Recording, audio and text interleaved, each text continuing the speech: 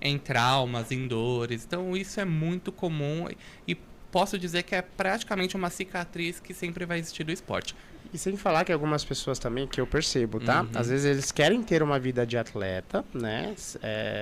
Só que não tem a estrutura que um atleta possui, né? Em relação a espaços físicos, a parte de apoio mesmo, de profissionais ali na orientação. Sim. Muitas vezes vai na tentativa e erro, no que o colega faz ou no que o colega fala, e o que acaba expondo essa pessoa a lesões precoces, né? Então, Sim. acho que isso é um gancho que a gente precisa ter bastante atenção. E quando a gente vai falar em alto rendimento, quando a gente vai fazer periodização, planificação de treino, o profissional de educação física, ele normalmente respeita alguns princípios do treinamento.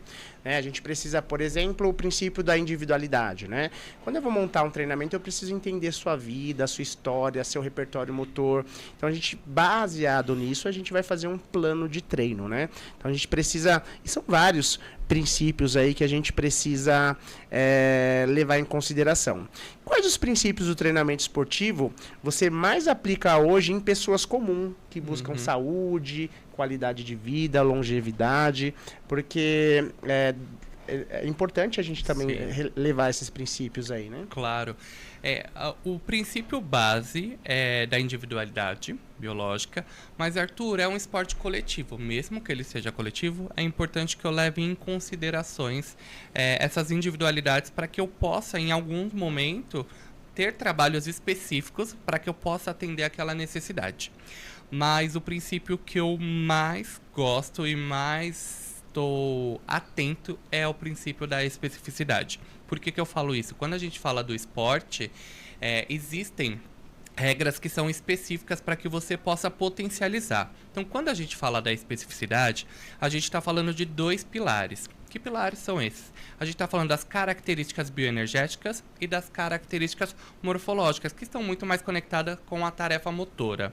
Então, você trazer isso para o universo do treinamento, você potencializa o que esse atleta vai precisar, tanto como bagagem no seu condicionamento físico, no seu repertório motor, quanto fazer a transferência para a modalidade ou para o que ele precisa fazer.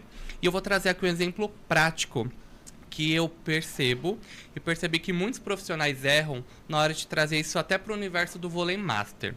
Então vamos lá, como funciona o universo do vôlei master hoje? Geralmente essas mulheres, elas vão treinar 1h30, 2 horas, uma vez na semana. Quando muito bem consegue, são 2 vezes na semana. Então pensa comigo, essa atleta ela vai fazer 4, 5 treinos no mês. Eu vou dar 1h30 de treino. Será que vale a pena eu fazer muitos exercícios isolados?